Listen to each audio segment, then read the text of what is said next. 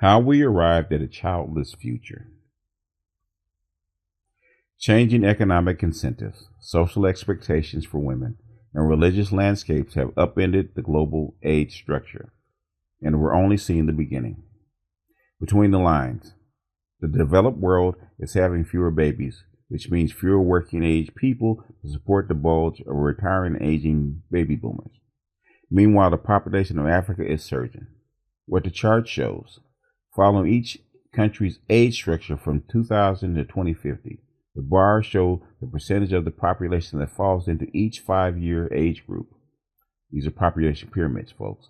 For instance, you can see Nigeria's continuing baby boom in the longer bars at the base of its pyramid. China and Germany, however, have bulges in the 60 to 85 age ranges. How we got here. Women's education. Better educated women correlates with lower fertility rates and vice versa.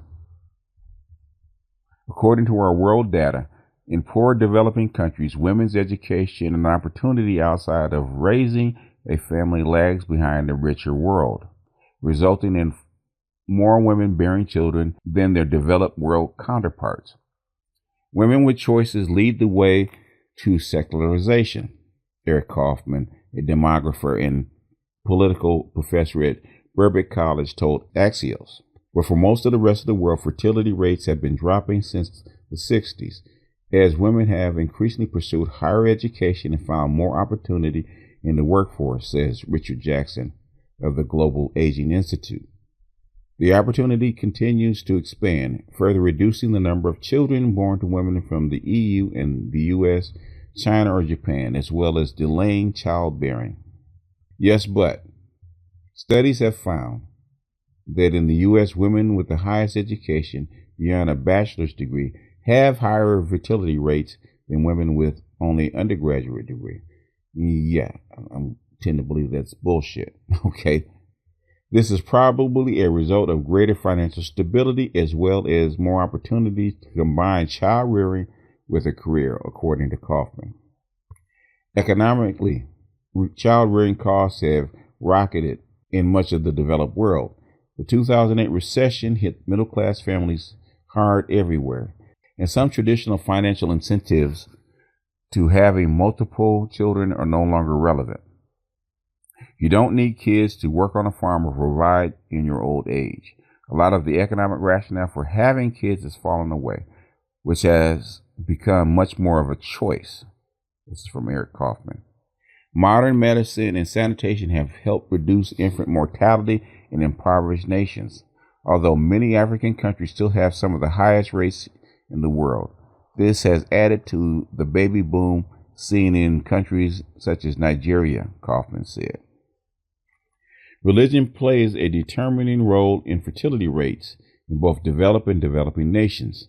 Less religious women typically have fewer kids, and it's common for immigrants and religious women in secular developed countries to have more children than the norm in that culture, Kaufman said. What to watch? Fertility trends could reverse in some nations that continue to grow wealthier and more educated. Richer developed countries already have comparatively high fertility rates, according to Kaufman. Yeah, comparatively high fertility rates according to the other countries that have fallen below replacement rates. Just about every country that I see that's developed or post-industrial, they're all underwater. The only exception is, I do believe it's France. France is, I think, believe is the only one, because France has imported a whole lot of Africans and North Africans and Sub-Saharan Africans and people from the Middle East. So you have this big pool of immigrants that actually keeping the fertility rate up for France. And France doesn't give a color or any other kind of designation. If you're inside France and you have a baby, they count you. They don't count by race. They're all French, something the United States probably should do.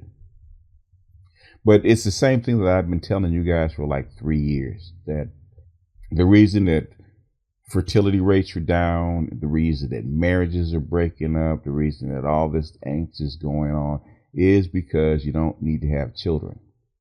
If women don't have children, especially in this modern environment, They're perfectly capable of living out their lives without needing a family or a man or kids.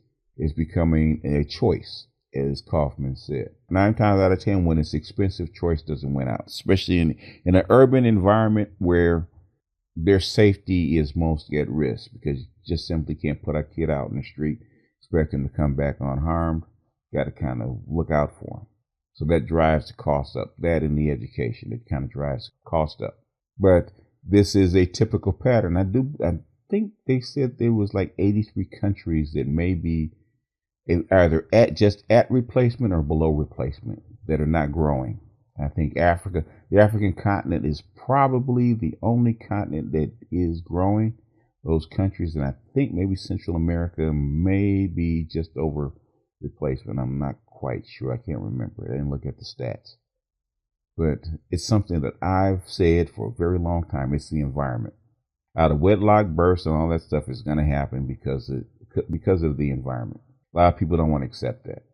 So there's angst about having too many babies and babies out of wedlock and stuff like that. Women are just responding to the environment. And a lot of guys are responding to their environment.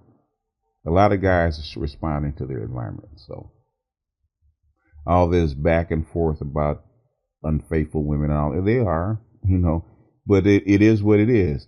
You're not having babies or serving up replacements, because women are basically tossing away 3/4 of their fertility, because their fertility their fertility starts generally at 15 years old, their fertility window.